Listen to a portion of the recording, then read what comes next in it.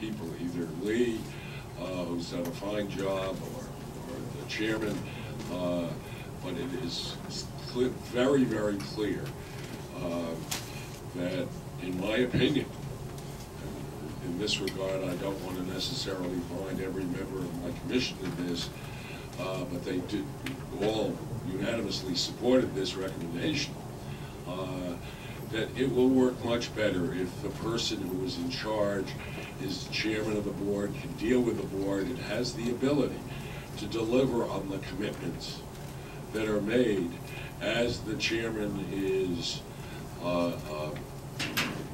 raising the money, dealing with the legislature, with the federal government, dealing with the multiplicity of sources of approvals and money that are necessary, and therefore you got to also be in a position to manage it. I also happen to believe that there's a very delicate balance. Unlike many of you in the press who treat the word politics as a pejorative word, I have a great deal of respect for it. But there's a great deal of, there's a tough line to draw between politics in the best sense of the word and politics in the worst sense of the word.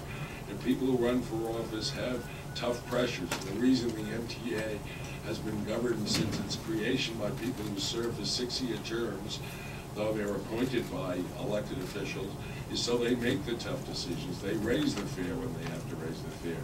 The covenants that cover the bond resolutions that enable the MTA to borrow money require that they do. So there's a very delicate balance, and we think the best way to achieve that balance is with this change in the system of benefits. Yes, sir. Mr. Ravitch, Henry Golden, you mentioned the figure $35 billion. $30 to $35 billion. Will be injected into the economy and some $50 billion in wages. Where do those numbers come from? Well, I say at $1.5 billion of revenue at a reasonable interest rate, that's what we should be able to borrow over that period of time. Obviously, I don't know where interest rates are going to go. I assume that there's going to be more rationality in a sensible market.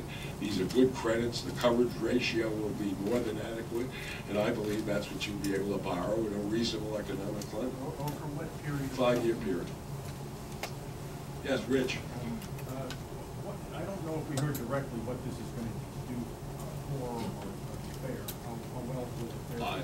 What we're in effect recommending is that the proceeds of the mobility tax be used in year 1 to defray most of the fare increase, and that the MTA's originally proposed 8% increase to begin on July 1st will continue. We'll go ahead and reenact it. Yes, sir. You mentioned the proposal for the 2 new public authorities. Would those be issuing bonds on their own separately from the MTA as the credit? Well, so the purpose of the Capital Finance Authority is not to create another bureaucracy. It would in effect have the same board and the very talented people that are responsible for financing the MTA will continue to do so. It's just to ensure that that money will be used for capital purposes in the future and capital purposes only.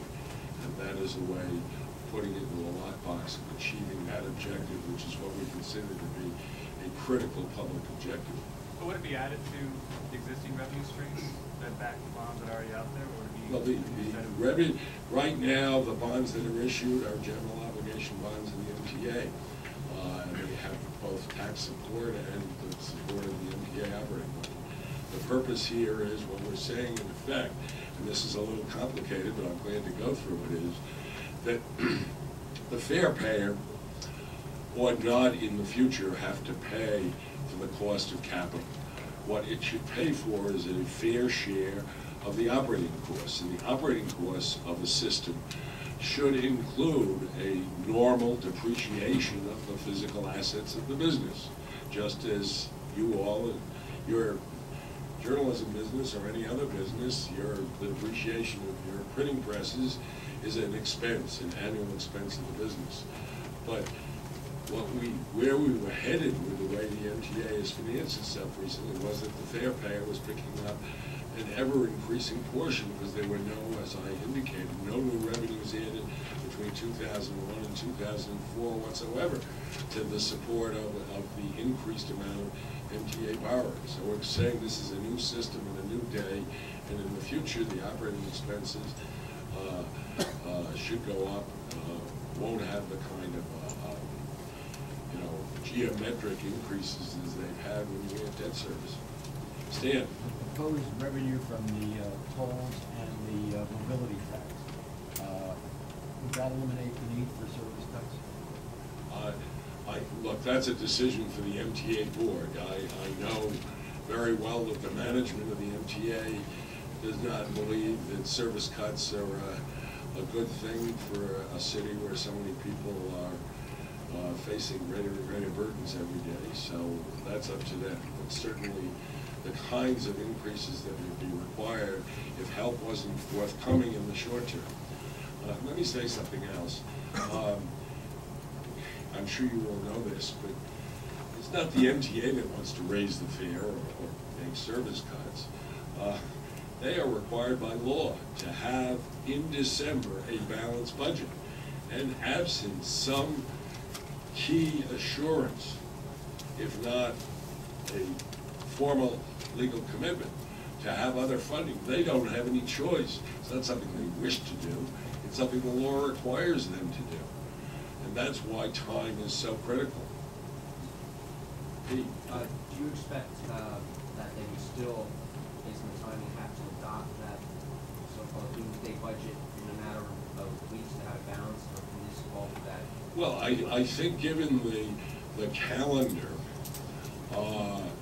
I think that they must start the fare increase process in January. They don't have any choice in that matter, because the legislature, I don't think, is going to be able to do this. As the governor said, you've got bill drafting and a lot of negotiations, a lot of complicated issues to deal with.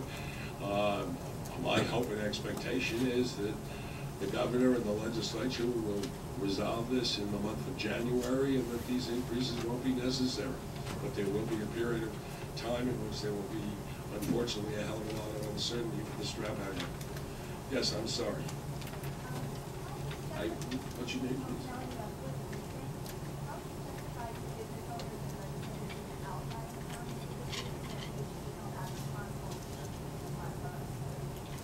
Well, first of all, we live in one region. They're part of the MTA region. And they have always picked up a share of the cost of running the public transportation system. It's their employees, many of whom come to work. As a matter of fact, there's a lot of reverse commuting for those of you who drive the highways or use the bus systems or even the Metro North along Island Railroad.